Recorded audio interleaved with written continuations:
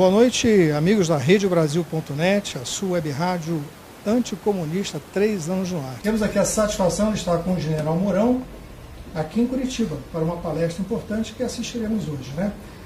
Boa noite, General, seja bem-vindo. Boa noite a todos da Rede Brasil, principalmente pelos termos utilizados, anticomunista, que é o que nós todos somos. Obrigado, General. Sabemos que o Foro de São Paulo é um plano articulado dos organismos internacionais. Esses organismos, juntamente com partidos políticos, eles desenvolveram a estratégia de transformar o regime político brasileiro num socialismo, um comunismo, né? E, junto com isso, criaram o tema Pátria Grande, onde as fronteiras não existiriam mais, estariam sob uma bandeira socialista. O Exército sempre esteve atento a tudo isso desde 1990? Não tenho a mínima dúvida. Eu trabalhei no nosso serviço de inteligência durante grande parte da minha vida, e desde o nascimento do Foro de São Paulo, né, como você bem citou, em 1990, nós viemos acompanhando essa atividade. Isso é uma questão de segurança nacional, né?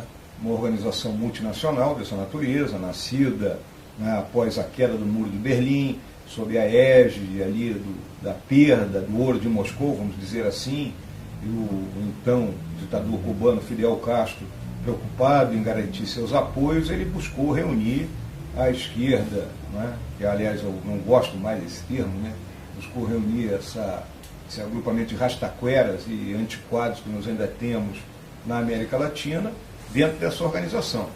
Em determinado momento, eles conseguiram obter, né, apoio em alguns países, lograram vencer eleições, mas eu vejo que hoje eles estão reduzidos à Venezuela, praticamente um país desmantelado, e à Bolívia, né? Pouco a pouco, né, a população da América Latina enxergou isso e elegeu outros próximos para governar seus países.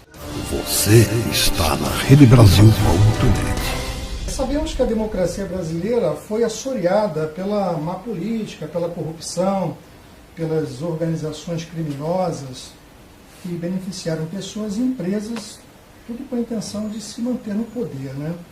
Dentro deste caos institucional, o que as Forças Armadas fizeram para não se contaminar por esse marxismo cultural e esse socialismo? A realidade é a seguinte: eu não gosto de chamar o período de presidentes militares, né, de governo militar, ditadura militar. Nós tivemos presidentes militares no período de 1964 a 1985. E nesse período, o que aconteceu? Nós deixamos que a inteligência nacional fosse absorvida por elementos com uma cultura, com crenças, com valores totalmente distintos daquilo que é a cultura, os valores, né, e as crenças nacionais. Então as nossas universidades, elas foram infiltradas, né? Hoje, qualquer rapaz que está, ou moça que está numa universidade, ele, para passar de ano, vamos dizer assim, ele tem que escrever aquilo que o professor gostaria que ele escrevesse. Mas nas nossas universidades, nas universidades militares, nós preservamos nossos currículos e, principalmente, nós preservamos a verdade histórica. A partir daí, a juventude militar, que vive em outro tipo de ambiente, onde não existe a cola, onde existe a camaradagem, o companheirismo, onde existem valores maiores da nacionalidade, essa juventude não foi contaminada. Isso é aquilo que eu costumo chamar da longa linhagem verde-oliva, e ela não foi afetada. Em algum momento aí, se eu não me engano, quando houve o impeachment da presidente Dilma, uma das coisas que foram citadas na autocrítica daquele grupo que estava no poder foi dizer que não haviam mudado os currículos das escolas militares. Jamais mudarão. Você está na RedeBrasil.net. A insatisfação e a desconfiança com as urnas eletrônicas virou uma febre nas redes sociais. Vemos pessoas falando aí de fraudes, de que não são confiáveis.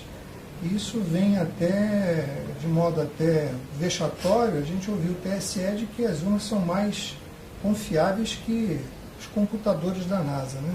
Caso a candidatura do Bolsonaro seja impugnada ou um acidente de percurso na candidatura dele, por qualquer motivo,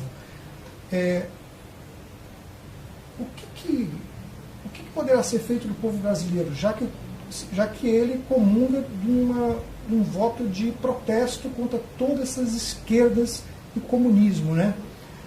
A pergunta seria, o que nós podemos fazer caso o Bolsonaro seja jogado para o acostamento?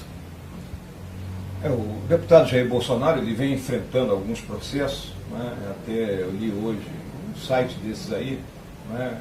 São os jagunços institucionais que os vem atacando, né? Então tem aquele caso da Maria do Rosário, onde ele é acusado de incitar ao estupro, né? Chega a ser vergonhoso. E aí agora essa questão de quilombola, indígenas. E quando a gente olha a questão do foro privilegiado, ou mais ainda da imunidade parlamentar, a imunidade parlamentar é exatamente para quê? Para que um parlamentar expresse a sua opinião sobre qualquer tema. A imunidade parlamentar não é para proteger o ladrão, ela é para proteger a opinião do parlamentar, mesmo que alguns setores, né, da nação considerem que aquela opinião é esdrúxula. Mas para isso ele é parlamentar, porque ele representa outros setores. Mas isso nós não vemos no caso do deputado Jair Bolsonaro. Então, me atendo especificamente à tua pergunta, o que eu quero deixar claro? Se o Bolsonaro for abatido no caminho, pode ter certeza que outro companheiro irá recolher a bandeira e nós continuaremos avançando e vamos construir o Brasil que nós desejamos. Uma mensagem, então, para nossos ouvintes da Rede Brasil, que sempre ouvem os seus áudios lá diariamente na nossa programação. A todos aqueles que dão audiência à Rede Brasil, eu deixo bem claro uma coisa. O Brasil é maior que tudo isso. Nós somos maiores que esse bando de pessoas que não tem compromisso com a nação, tem compromisso apenas com eles mesmos. E nós temos que ter confiança, coragem e fé de que nós vamos vencer. Obrigado, general. Foi um prazer falar com o senhor. Um abraço aí.